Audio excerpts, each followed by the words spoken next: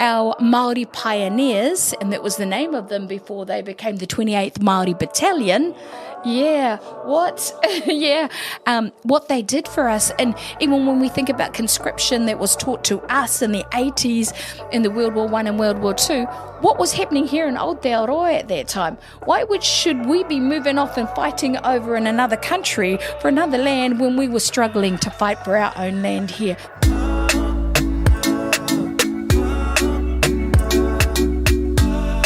This podcast is proudly supported by the Ōtara Network Action Committee, ŌNAC, community-owned, community-driven and community-led. Welcome everyone to the We Ōtara podcast, sponsored by ŌNAC. ŌNAC, community-owned, community-driven, community-led. Now, we had an amazing guest all the way from Waimonli. If you're around those parts, hello. From Waimonli School, the Deputy Principal, Bronwyn Hetaraka, and just an amazing guest. She explained about her humble beginnings out in Kaitaia to where she is now, being an amazing deputy principal to those who, have the luck of being a part of that amazing school, and just talking about a lot of changes in terms of how we can teach our children in the near future, so we can hopefully be able to shepherd them into a better life. If you're watching this episode, I hope you absorb a lot, like I did in this episode, because I took a lot. And I believe that we can come to an agreement that change is good and we can be that vehicle of change. So, Bronwyn Hetaraka, Vincent Vitalino, We Ōtara podcast. I hope you enjoy. To start off with things, I saw your truck. It was amazing, by the way. I was next to Will's. Will's like, oh, there's another truck here. What are you going to? Yeah, that was from me. Happy birthday, Merry Christmas, Happy Hanukkah.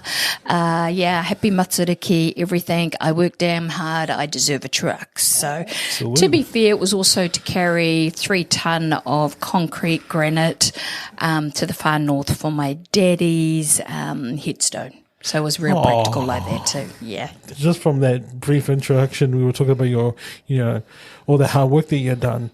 So what was it like for yourself, if you don't mind, in a small brief introduction about yourself? Well, how was it like growing up for yourself in terms of your childhood? Tēnā koutou I te tuatahe, ko koutou e hakaronga mai ki tēnei irirangi.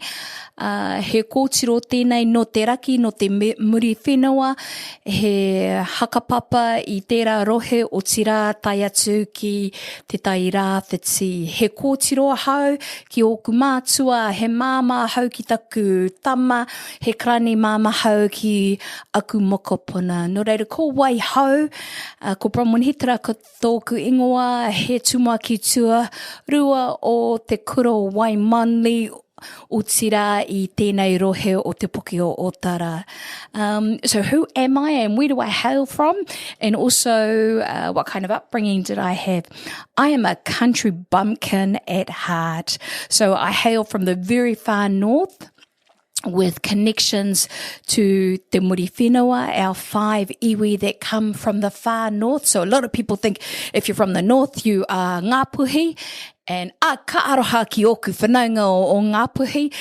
Yes, they are one of the bigger tribes, but all the brave and the beautiful live in the very far north. And we have 5 iwi up there, or 6, but 5 when I was growing up. And starting at the very far north, up in Kaitaia, we've got Ngāti Kuri, Te Aupōuri, Ngai Takoto, Ngāti Kahu on the east coast, and Te Raroa on the west coast. So that's on my daddy's side. And then jumping down to the central east coast, I'm Ngāti Pro on my koka, my mummy's side, so around the Gisborne area. So like I said, happy to rock my gumboots. Is born and bred in the very far north in Kaitaia. And at that time, so a child of the 70s and the 80s, went to school up in the far north. And we had Kara Primary, Kara Intermediate, and Kara College. Unless you were unless you were Catholic, then you might might have gone to the convent in primary. Now they've got several other schools up there supporting te reo Māori with our kura kaupapa. So we came down, like many whānau, out of the rural areas looking for work.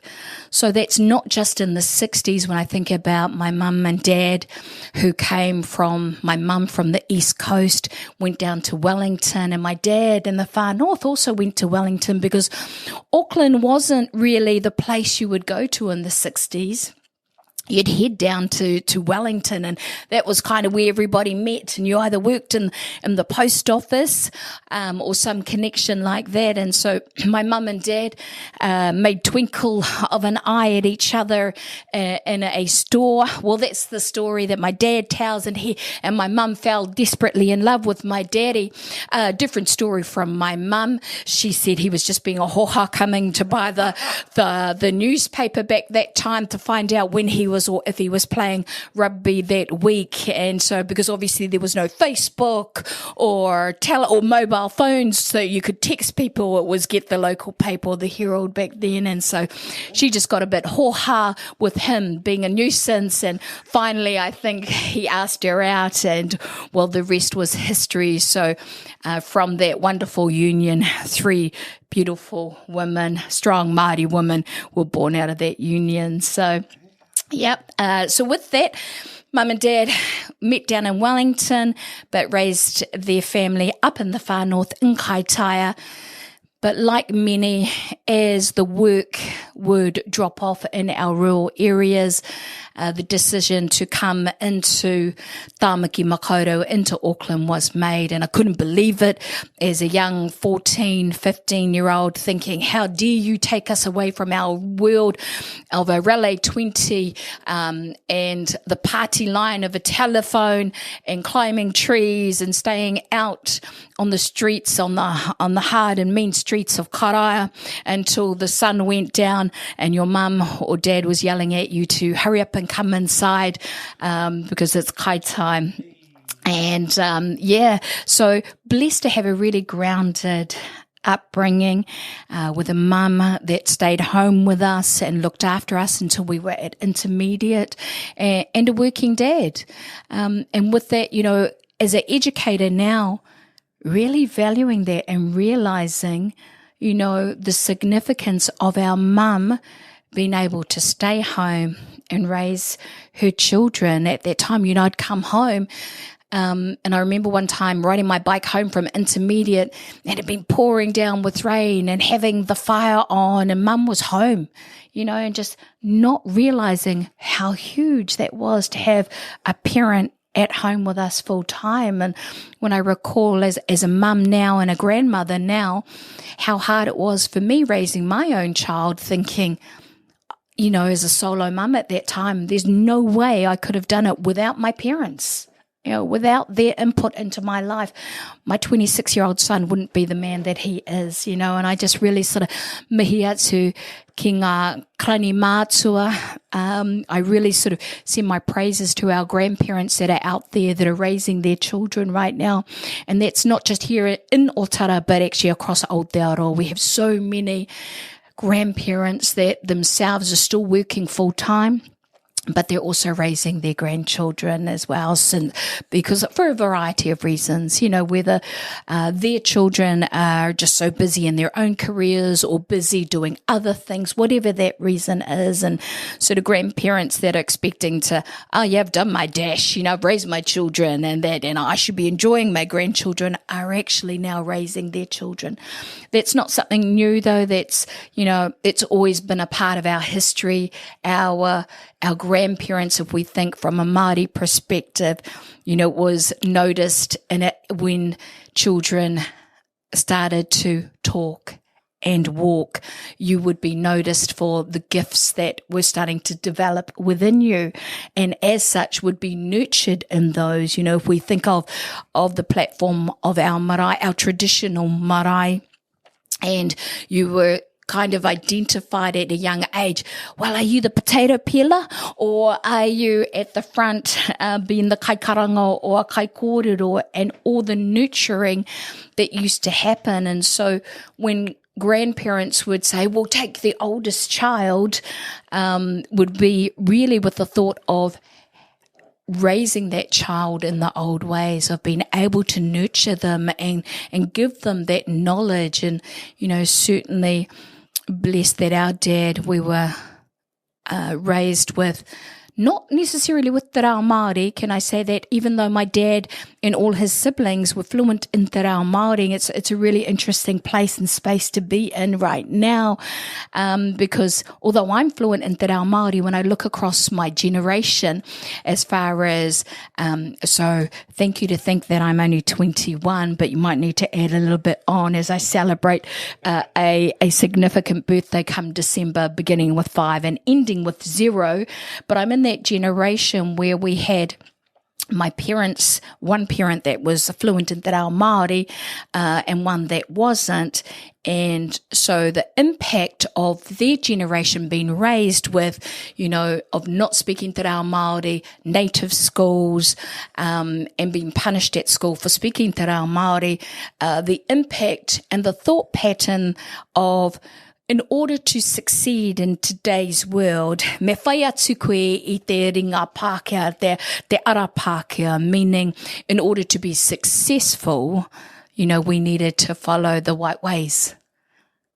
And I think when perhaps that narrative was spoken, it was a time when our language was strong, our traditions were strong, our oratory was strong, and never the thought of that we would lose our language and ultimately lose our culture and our identity.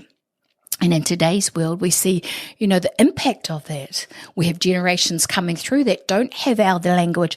And the fact is that is not just Māori, though. When we think here in Tāmaki Makaurau or Ki Te Tonga in South Auckland, we have so many whānau that are experiencing that, and I just really, when I think about our school at Waimonley, and I just really mihi atu ki te whānau Tonga, really just acknowledge our Tongan whānau there that have the first language in their home is Tongan, and it's the everyday language, and they know that English is a second language, so sending their kids to school to learn English and numeracy and literacy and all the different curriculum areas, but the language, their identity really is so strong, and our Tongan whānau are just so rich, and that is a capital competency that we can't teach, and just so rich, so rich. I have no idea whether or not I answered your question. Oh, you've gone beyond than answering just my question. A sun is a bright star, right? You are a bright star. You just went and popped and expanded, and I was like, okay, I don't have to do my job. I think I'm fine. Well, no, it's just full of knowledge, and I've got so many questions now that I can lay upon, with just talking to you about it. All the words that you were saying is so true. Our generation doesn't, and I talk about even my generation from the early 90s up to the noughties, the 00s. They don't know how lucky they are in terms of knowing their culture, because you have beautiful people like yourself and our grandparents, our nanas and our papas who are there going, back in our days, and we go from there. But when I think about my family, so I have my friends who's trying to connect them back to where they were with their grandparents and whatnot. They don't have that luxury anymore because they're now gone. But they want to go back to and tap into their Samoa ways, but they're English speakers first. So they're having so much difficulty having that connection, and I truly believe that we should have that in our classrooms, because then what happens in a generation, and I always think about our beautiful brothers and sisters out of Niue, and I think of Tukalau, who their languages are disappearing, even in their native beautiful land. It's gone. It's almost gone, and they're all speaking English. But to maintain and memorize all those languages is a task, and I believe a classroom is a good environment for it.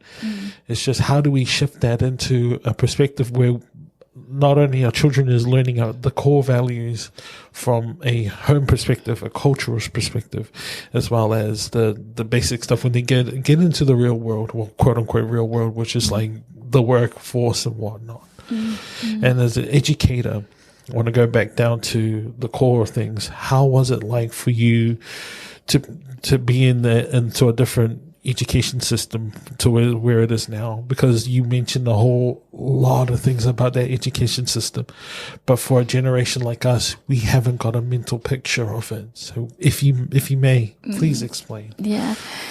I think the foundations are there, and if I just look at the Ministry of Pacific Peoples and the way that they've not only embraced our language weeks, it's certainly a beginning, it's a starting, but the reality is, outside of South Auckland, how many other communities celebrate our language weeks? You know, how many schools other than primary or maybe your ECEs celebrate? And at what level is it done at high school, you know, other than by the Samoan group or the Māori group or the Cook Island group at high school? And even then it'll be a real surface, because we know that NCEA is the priority for our high school. And where is the cultural recognition and competency with that, you know? So definitely it's a great start. But, you know, we kind of drive back and we can see it happening in a lot of different organisations. And we start here in Aotearoa with the recognition of Te Tiriti o Waitangi.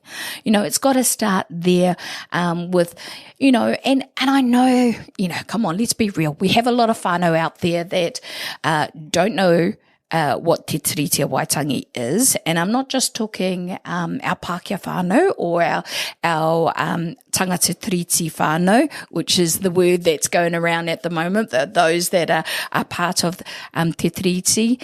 But we've also got Māori, because again, if we come back to the curriculum, it wasn't something that was taught. You know, it wasn't the founding document, as we were talking earlier on.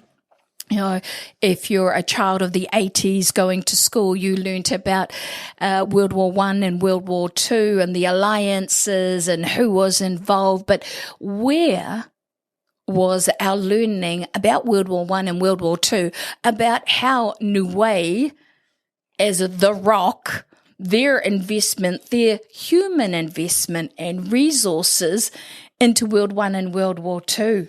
You know, what did that look like for our Samoan whānau, our Tongan whānau, and our Māori when we think about our Māori pioneers, and that was the name of them before they became the 28th Māori Battalion. Yeah, what they did for us. And even when we think about conscription that was taught to us in the 80s in the World War I and World War II, what was happening here in Aotearoa at that time? Why should we be moving off and fighting over in another country for another land when we were struggling to fight for our own land here, when it was getting confiscated left, right and centre? And, you know, so I love the idea that in 2023, through New Zealand curriculum, there is the introduction of Aotearoa New Zealand history. So the expectation is that in 2023, we're teaching Aotearoa histories, but the reality also is content knowledge, you know, and that's probably the biggest factor, not just in Aotearoa histories, but there's also a lacking of content knowledge in all the different curriculum areas. So as much as we have this refresh, a new curriculum that's supposed to be coming out, what does that model look like, and how are we supporting our teachers that are supposed to be doing that? You know, both our experienced teachers, our teachers that have been in for a little while, but also our new teachers that are coming in, you know, fresh and green and exciting. Then how are we supporting them, and how's that aligning with universities as far as them putting out our beginning teachers? You know, what are they doing to help support them? Because, you know, I have to admit that a lot of what I learnt at university after a 3-year degree, it's not too much that I've actually really used in a practical sense in the classroom. A lot of that has happened as you went along, as you worked through either the curriculum or the relationships that you're building with whānau. There's nowhere that you learn that when you go off to university to say, actually, the biggest part of teaching is building and maintaining strong relationships with the whānau. There's nowhere that I don't recall that actually ever being in there, but that's your number one thing. And being able to notice if there's something happening with a child, if a child's coming into you and you notice, or if there is a lack of attendance, they're not coming to school, these are indicators to us, there's a bit more happening in there, but sometimes we're so much focused on the academic box that we're supposed to put our kids into that we're missing a lot of the key things that, I suppose I could say under Maslow's theory with regards to providing the basics of shelter, of food. And I think on the back of post-COVID, it's probably more obvious now. There's not a month or a week, really, I should say, that I don't get a call from our whānau just sort of on a Friday or a Saturday night sort of saying, hey, Bron, sorry to text you. And you just can feel the just feel that maybe the hakama, the embarrassment, the shame of having to text on a Friday night, on a Saturday night, Bron, I've got no kai. How can you help me? And I'm not saying this is our Māori whānau, actually. This is, everybody, the struggle is real out there. And, we're blessed that we've got organisations like Ōtara Kai Village, Ōtara Health, South Seas that we can plug into on a Monday to Friday. But if it's a Friday night and it's 8:20 on a Friday night, or it's 9:30 on a Saturday night, which is when I get those texts, it's like, okay, hang on. And literally I've had to pull food out of my cupboards to say, okay, this is what I can give you until I can either hook up with either my own church or somebody else that's able to help. And that's not even just post-COVID. That is just the reality of people struggling and living, So, with that, the struggle is real. And it's not just here in Ōtara, it's across, It's across the board. And again, we mentioned COVID. COVID's the key word, because from post 2019, we had our struggles, but we weren't at that level of okay, we now need to dig in deep and deeper than we need to be, because we were not only closed off from each other, we were closed off from basically the entirety of the world. And we did not know how to handle these sort of things, and we were in our own new environment. So when you mentioned, like, when you're getting a call around at 9 o'clock in the evening, it's heartbreaking, because it was normal back, still after, post-COVID, or pre-COVID, but it's getting even worse to this point. You mentioned about our beautiful young teachers who are going into our education sectors. I was just thinking in my head, if you were a guest tutor, what advice could you give to these young teachers who are going into these sectors of education? What sort of advice would you give them in terms of trying to have that interconnection between not only just the student but the family behind them, so they can create an environment for safety and also just growth as well? Yeah. Probably the biggest advice I give to a lot of beginning teachers or training teachers, and I have had the pleasure of speaking to some at MIT, is if you're in it for the money or you're in it for the holidays and you think you're working 9 till 3, ka aroha. Let me tell you right now, I don't think I've ever worked a school day from 9 till 3, even when it's non-contact or holidays. And I say that very loosely because there aren't very many teachers I know that have holidays. Well, not the hard-working ones anyway, or the working ones. So yeah, I'll be honest. If I had have known when I was still signing up to training college, I probably would have thought, nah. I think I was a little bit ripped off. I was one of those. I thought it was 9 till 3 and got holidays every 10 to 12 weeks. Yeah. So wrong. So with that, so just sort of really being real with it, just saying, yeah, hey, it's not. So if you do think that, then it's not.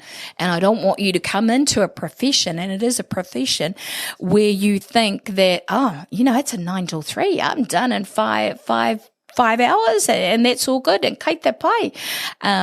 Because if you're being the best practitioner, if you're being and giving everything that you possibly can to our kids, then you won't be able to do that in the 5 hours from 9 till 3. Yeah. So with that also, with that reality check, then also comes, to answer your question, it's all about relationships. It really is. It's about building relationships. So with that, for a young, fresh 21-year-old that's just coming out, that may not know how to build those relationships, it starts off with getting to know your kids.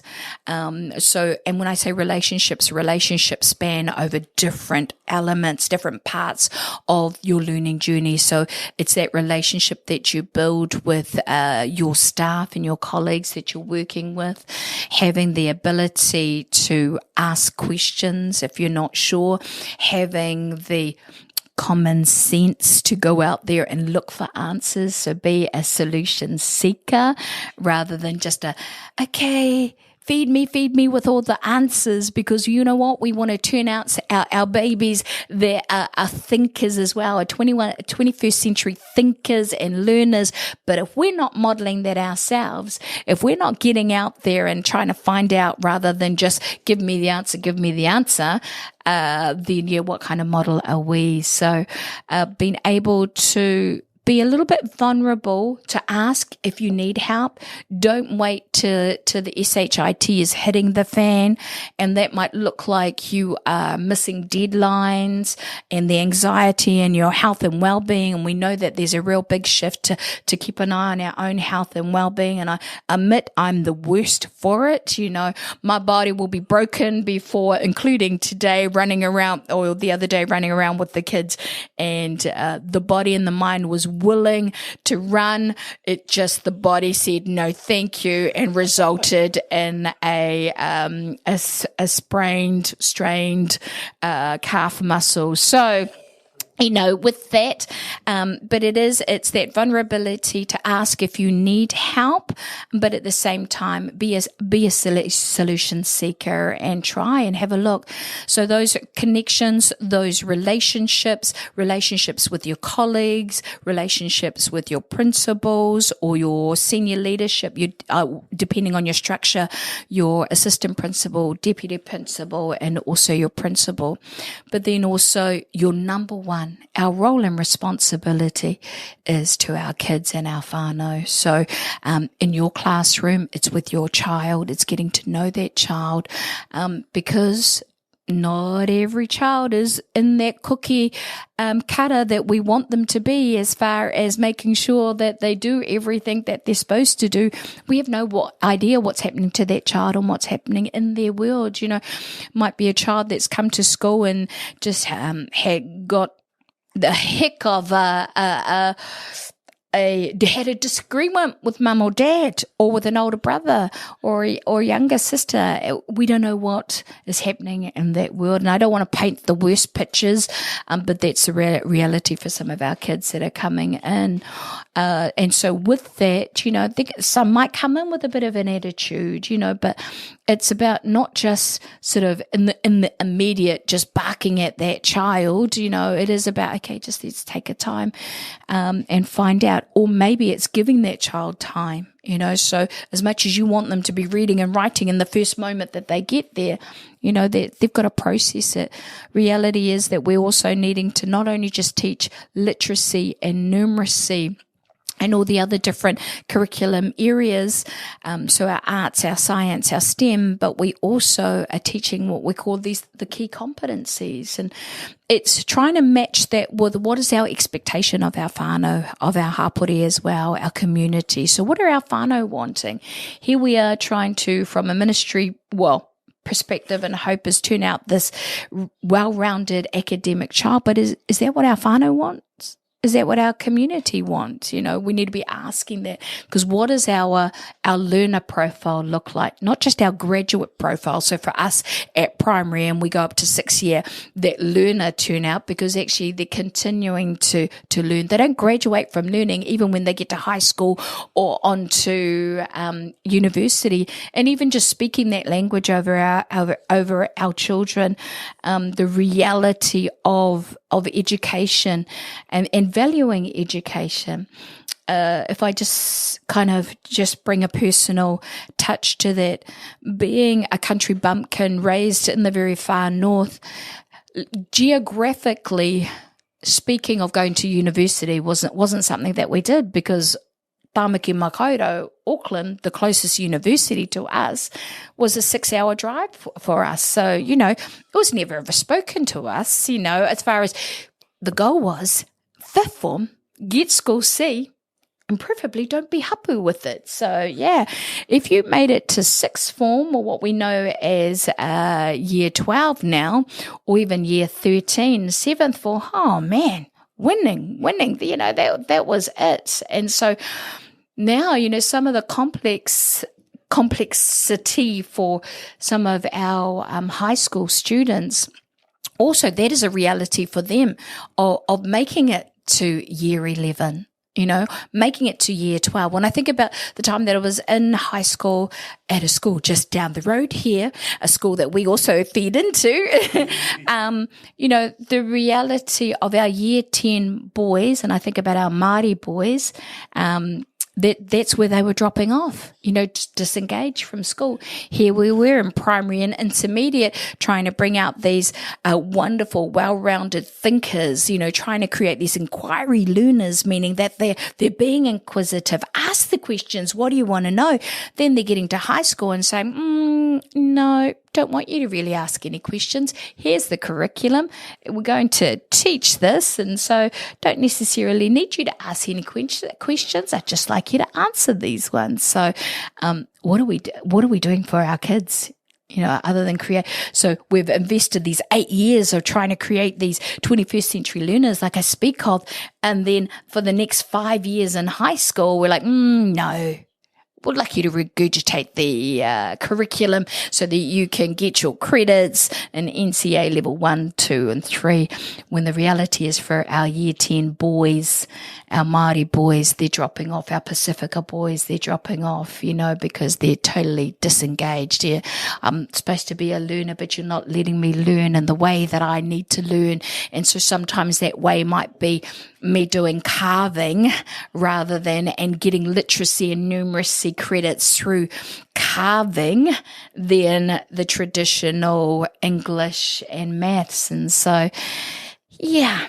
The reason why I'm looking at you like this is because it's like you looked into the window and you saw the little me who was struggling in high school.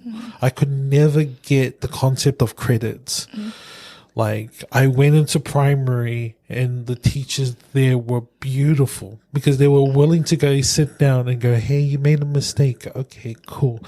Let's work this out and we can get through this.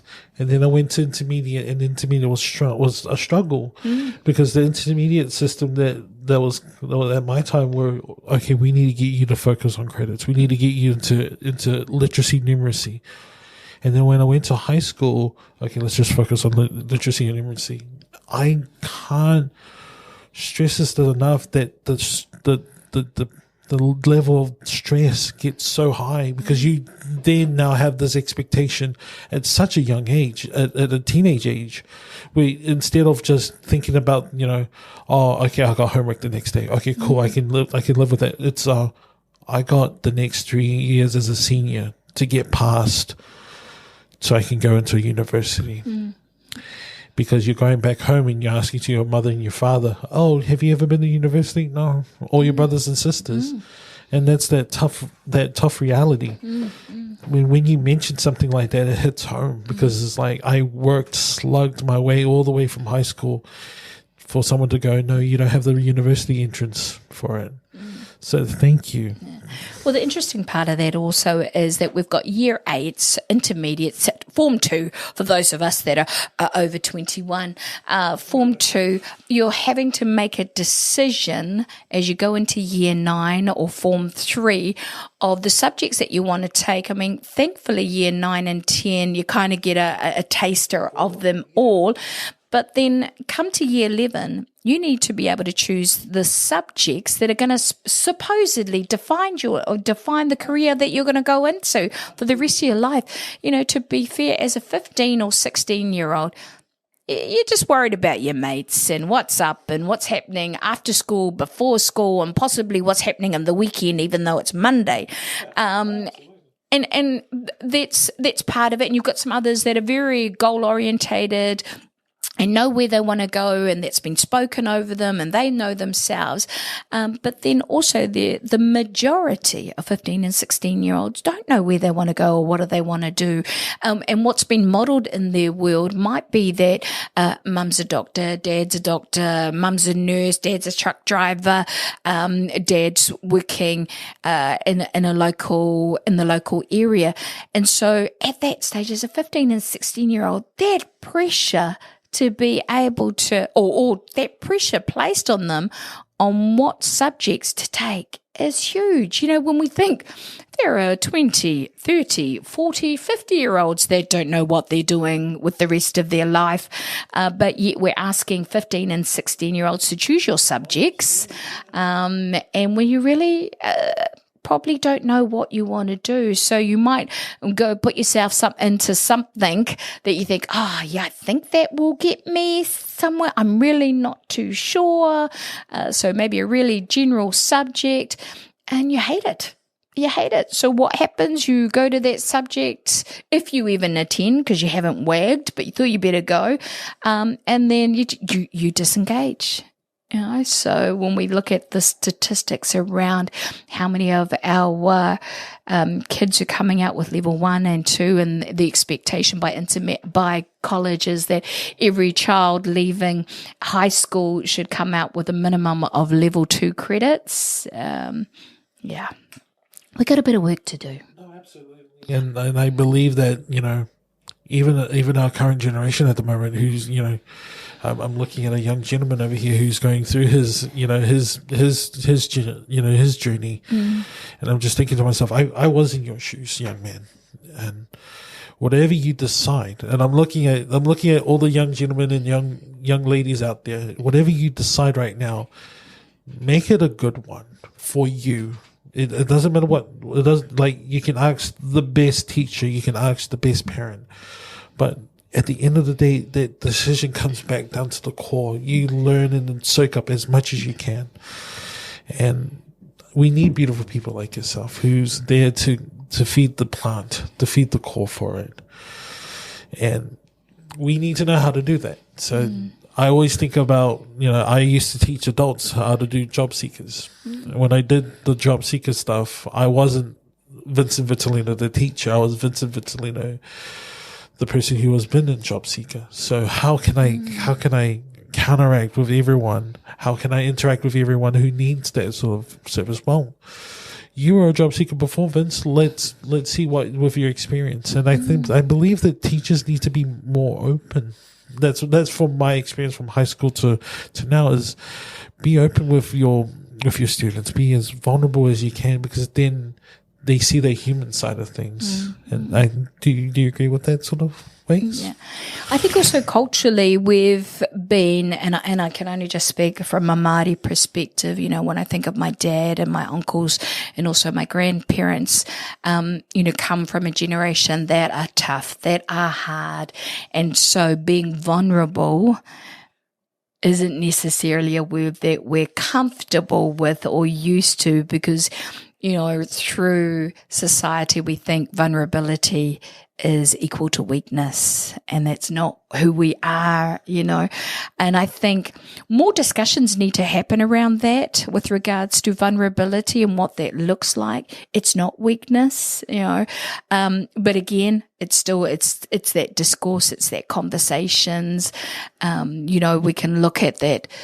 I do believe there's an absolute link to showing that vulnerability and strength, and also suicide. When I think about our men out there that are battling that, you know, just sort of, that are really caught in the crutch of the, if I tell somebody that this is how I'm feeling, or even to talk about my feelings, you know, I'm weak. You know, I don't want to be thought of as being weak. And so look at the statistics of our Māori men, around from 15 to 24, particularly Māori men. What's that looking like?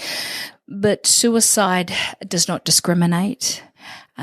Although that's a large number of statistics in our 15 to 24-year-old male Māori, we know now that actually suicide is affecting all generations. You know, it's not just that age group, and it's not just our men as well. You know, it's heartbreaking to know that we've got 60, 70-year-olds that are considering taking their lives for a variety of reasons, you know. So that's another area as well. So I really do encourage that conversation around, you know, what is strength?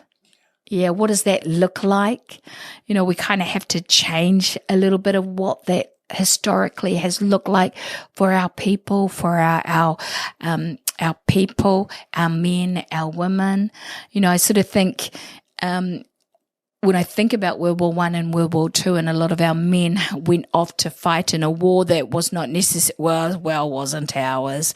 Anyway, that's another kaupapa in itself, when we think about that and the change of roles that had to happen for our women to literally keep the fire burning at home, you know, we feel the impact of that now, where our men possibly don't know what that role looks like, because they were the breadwinners, they were the leaders, they were doing that.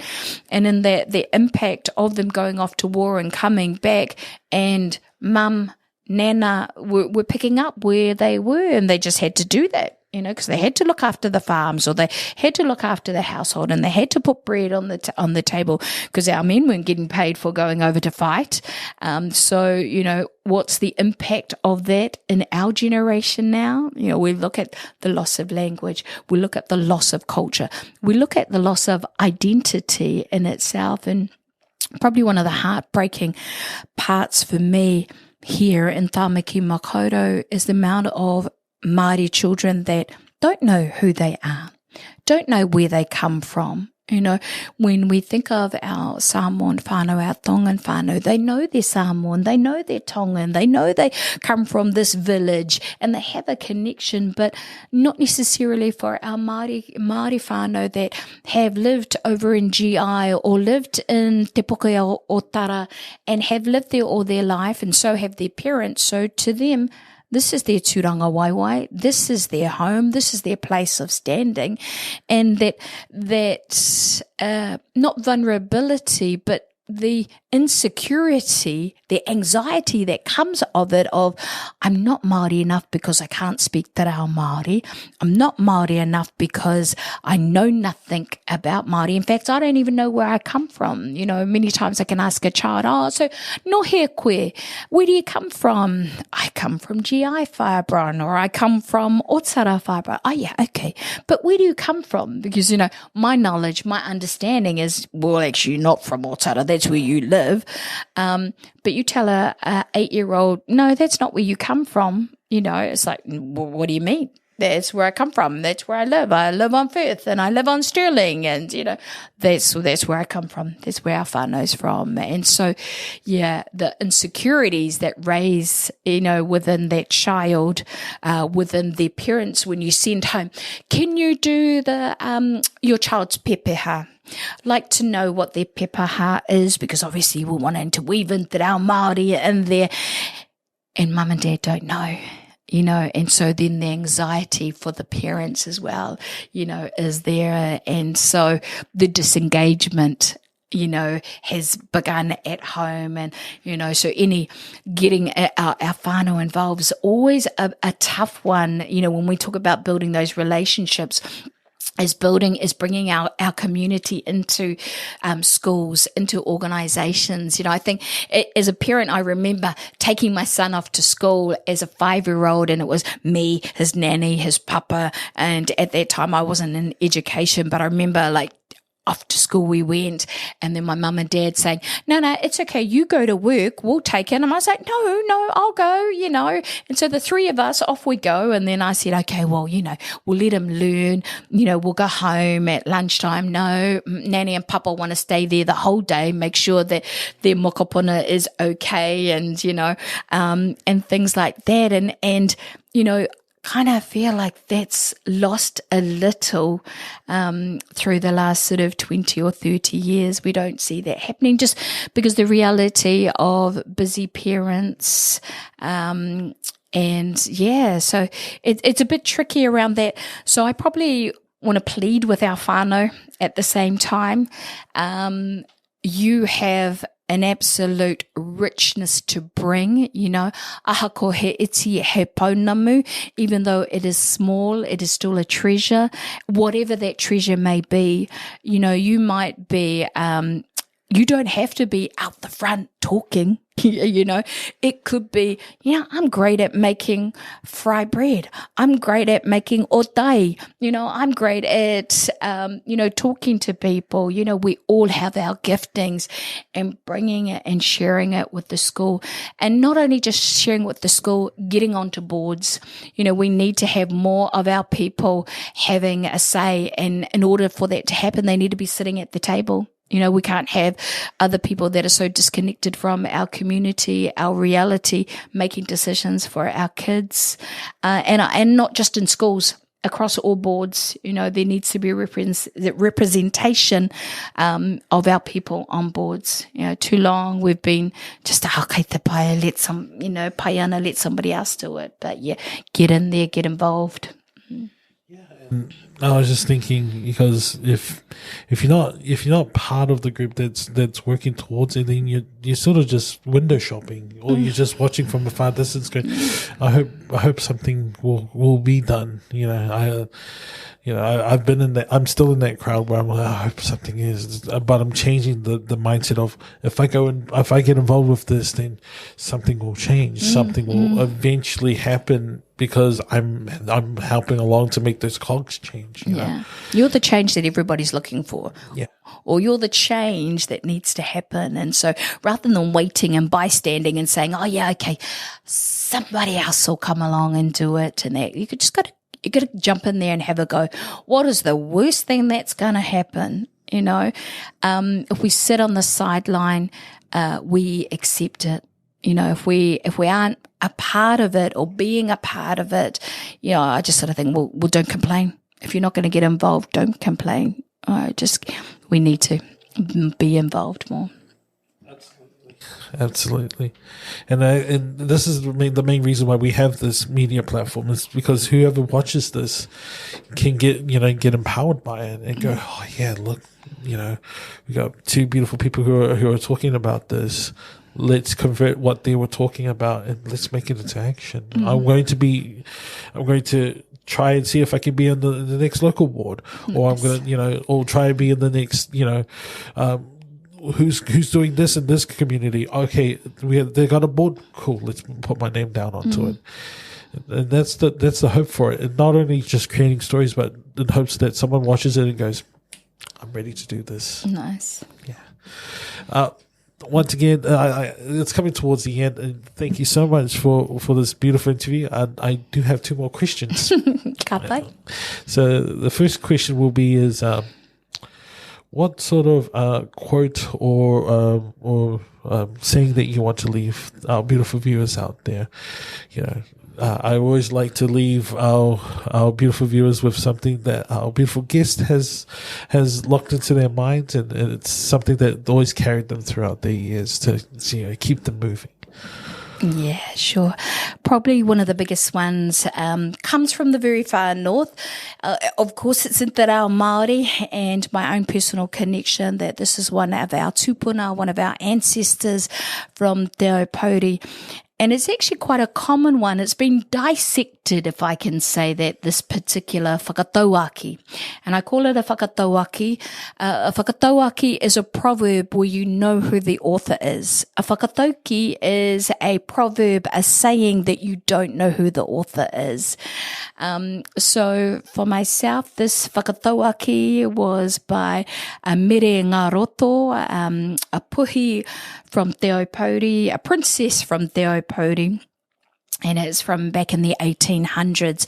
And it starts off with this: Hu te te rite o te harakeke, kai whea rā koe e te kōmako e ko. Whakatairangitia, rere ki uta, rere ki tai.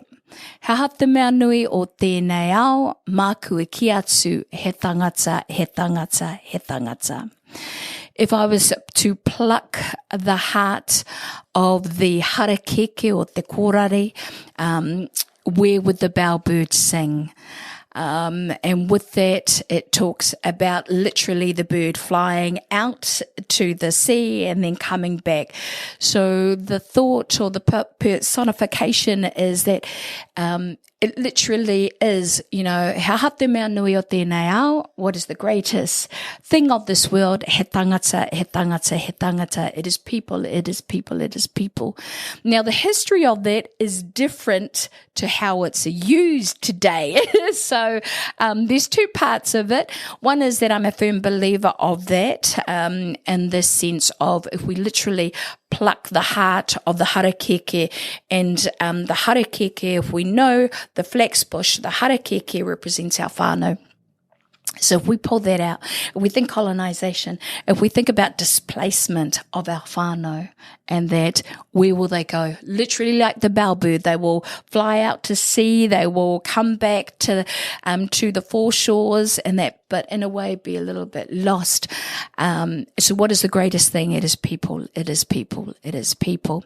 Now, my understanding of that kōrero from our kaumātua of that time was that it was actually about a connection of one of our te raroa whanaunga, a union between himself and that particular puhi, that princess. And there's a lot of history that is behind there. And just for time's sake, I'll just say that there's a lot more to go in there. And I suppose, if anything, it's just reminding people that, yes, our people are at the heart of everything. And if I go back to what I've been saying throughout today's interview, it's about those relationships that we build. So for me, as the deputy principal of Waimanali Road School, it's building the relationship not only with my children, not only with their whānau, but our community, with yourselves here today, with our listeners, but that continues to be a journey. And for our people that are listening today, it is about our people, our people. So how are your people in your world? How are you connecting with them? How are you looking after them? Is our people our greatest resource at the heart of everything that you're doing or making a decision to do? So, yeah. I have one more question.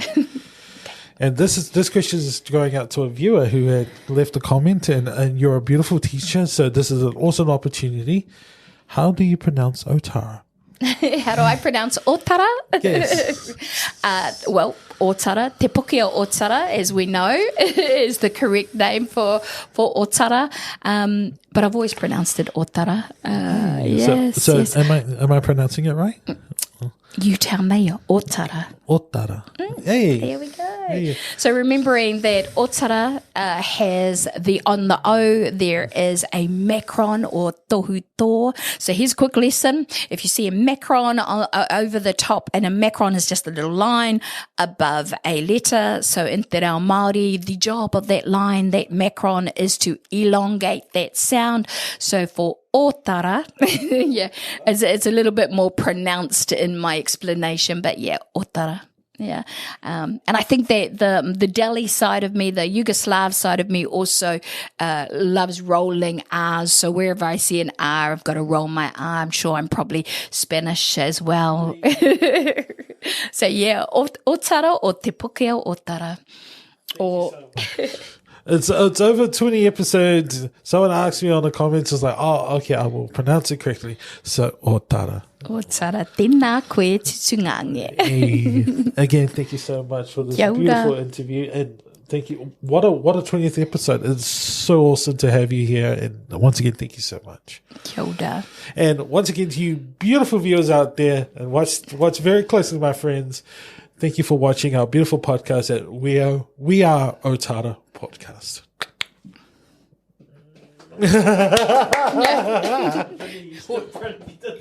I was like, are we going to re-record that last part? All right.